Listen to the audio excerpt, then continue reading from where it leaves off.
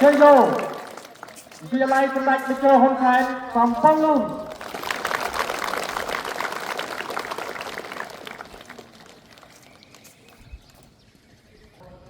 thì cột chạy đánh đá đặt hai rồi bom một chia lại sang tay chơi hôn khai còn phong luôn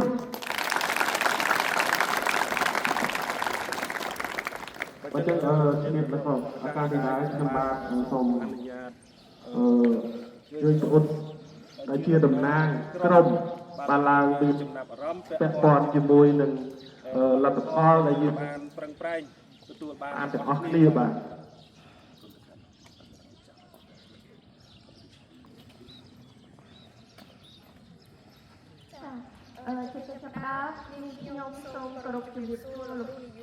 លោកគ្រូអ្នកគ្រូដែលមានវត្តមាននៅទីនេះទាំងអស់ជាទីគោរពព្រមទាំងសួស្តីទៅកាន់សិស្សទាំងអស់គ្នាជាទីស្រឡាញ់រាប់អាននេះខ្ញុំឈ្មោះងឹមពុទ្ធធីតាជា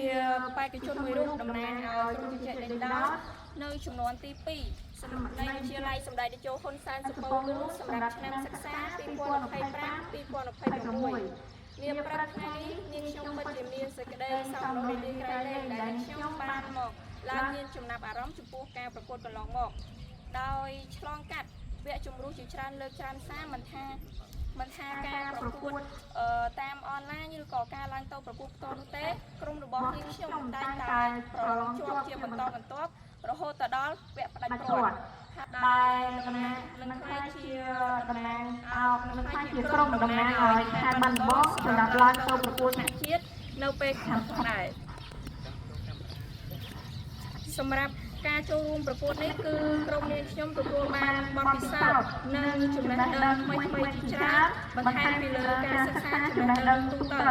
មិនតែប៉ុណ្ណោះក្រុមទាំងពង្រឹងនៅការនិយាយសៀកសាធារណៈរបស់ពួកខ្ញុំកាន់តែល្អប្រសើរព្រមទាំងបណ្ដុះនៅបំណិនទំនាក់ទំនងការចេះធ្វើជាការងារក្រុមព្រមទាំងបណ្ដុះនៅភាពក្លាហានដូចជាពេលដែលនាងខ្ញុំកំពុងឈរនិយាយនៅពេលជាដើមហើយខ្ញុំក៏សូមលើកទឹកចិត្តទៅកាន់សិស្សទាំងអស់គ្នាឲ្យ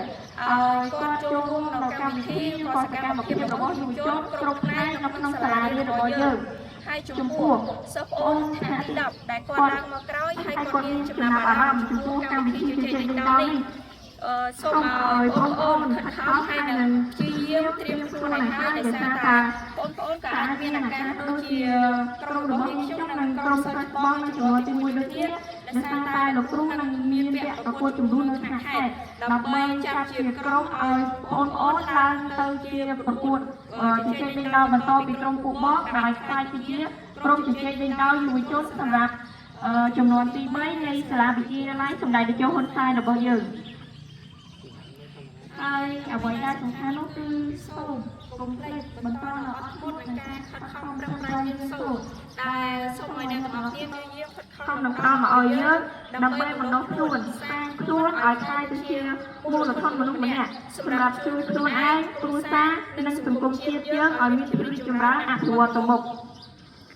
នាព្រឹកថ្ងៃនេះគឺនាងខ្ញុំមានន័យថាតែ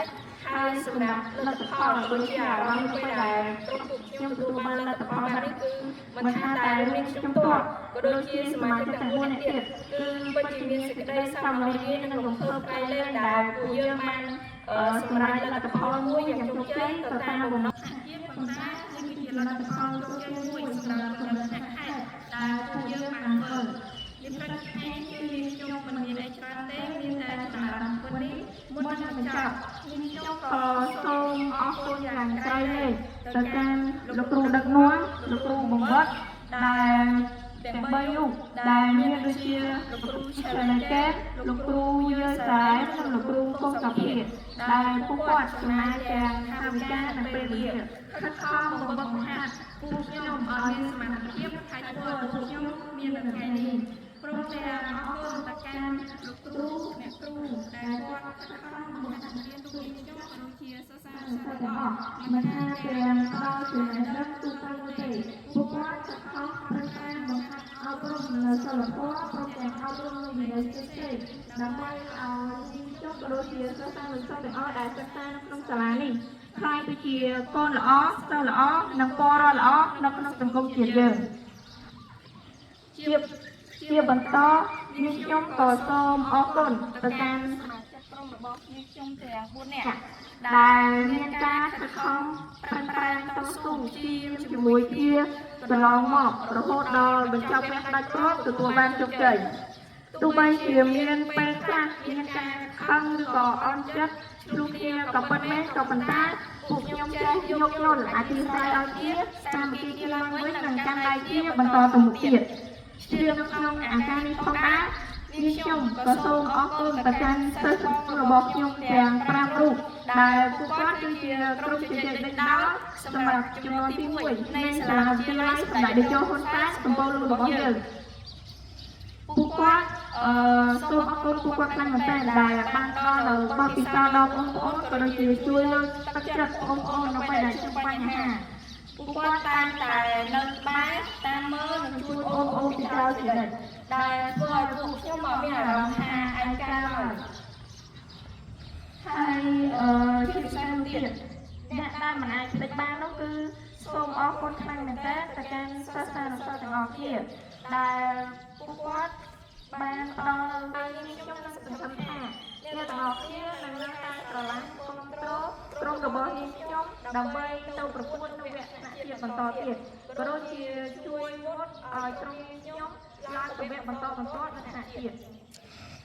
មុននឹងបញ្ចប់ខ្ញុំសូមគោរពជូនពរកាន់លោកគ្រូនាយក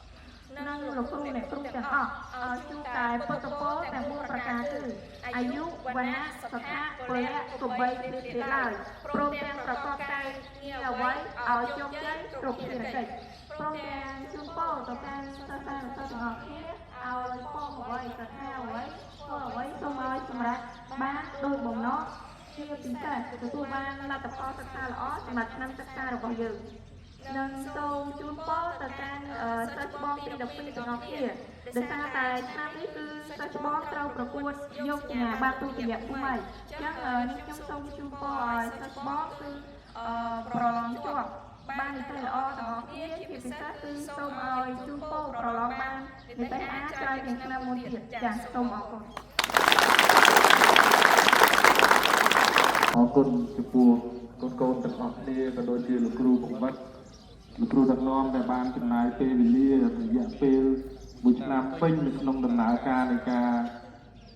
ប្រកួតប្រជែងនេះមានទាំងការលំបាកអត់នឿយរីករាយផ្អែមត្រជាក់ជូរចត់មានទាំងអស់នៅក្នុងដំណើរការនេះហើយអ្វីដែលគ្រូចង់បង្ក្រាបតែចង់ដាស់តឿនទៅកាន់កូនៗទាំងអស់គ្នាបានដឹងថាអ្វីក៏ដោយវាមិនអាចទទួលបានមកដោយងាយៗនោះទេគឺកើតចេញអំពីកិច្ចខិតខំប្រឹងប្រែងបាទពីមួយថ្ងៃទៅមួយថ្ងៃម្ដងបន្តិចទើបអាចទទួលបានហ្នឹងគឺជាទ្រព្យមួយដែលល្អជាងគេបំផុតនៅក្នុងចំណោមទ្រព្យទាំងអស់